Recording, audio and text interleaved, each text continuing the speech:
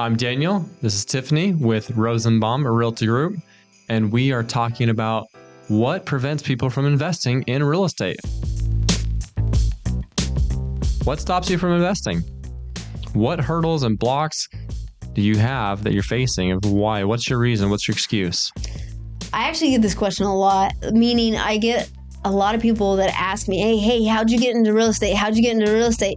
And talking to them, I realize it's the unknown, because they've never done it before. That first jump is scary because they've never invested in real estate. And it's like, but what happens if I have to go through eviction? What happens if there's a maintenance? What happens if there's all these what ifs that can happen? That's why you analyze the property first. And in analyzing the property, there's still going to be things that happen. And so this is what I feel is the biggest hurdle for anybody to get over. You have to take that first jump. You have to find someone that knows how to analyze properties and that is willing to teach you. And then you have to actually be willing to take the jump and close on it if you find a good property. So people that don't have a mentor or someone they can partner on a deal with, that's a big hurdle of why they are scared to jump into real estate. Okay, so they need somebody to analyze it, or they need to. Okay. Yeah, I have a few people I'm talking to right now about learning how to analyze the property, because in their mind is, what happens if I have a turnover? I think the maintenance or even family members we've talked to before is, man, rental properties are horrible. People trash them and then it costs you a bunch of money. Okay, but when you analyze a property, you're banking on some maintenance. You're banking on a percentage of maintenance. You're banking on turnover. You put that all in analyzing. So when I look at it, I'm like, you're losing so much by not investing in real estate. You're losing everything capable of what you could have in the future by not investing in real estate. So stop being so scared for a maintenance or a turnover. Learn how to analyze the property, and then guess what? You're going to have turnover. You're going to have maintenance. So the money that comes from that property, put it in a separate bank account and don't touch it. And then use that money when the maintenance happens. So some other reasons of why people are scared to invest, or it may impact the numbers if they're analyzing the deals, right?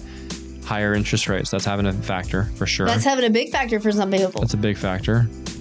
And then mindset, other people may be analyzing too many properties, or they may find that, hey, none of the deals make sense.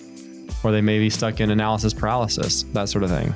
Analysis paralysis. They analyze everything, but then they don't take the jump. They don't take the jump. They don't take action on buying their first one. And maybe the numbers don't make sense, but I think it's key to your point of, you need to have somebody that you can rely on, somebody you trust, or that somebody's that's been in the business to look at that, at least your first deal. Because the first deal that you do is an education in and of itself. It is, and learning and growing. And it's important that you learn the process and you're willing to put money into this property. If you're not willing to put money into the property, you're not going to be a great landlord. And your property is not going to do well. You need to understand, every year you should be putting money back into this property. And that's what the rental income's for. I'm actually helping someone right now over in Switzerland. He contacts me and I'm trying to help him analyze properties over in Switzerland because he wants to invest. And his big thing right now is, what if? You can't bank on the what ifs. You analyze the property and you go, does it work? Or doesn't it? If it works, yes, are there going to be cobwebs every once in a while? Yeah, but if you put all this money that you're getting from the rental and you put it in this separate bank account, don't touch it, then that money is going towards this property.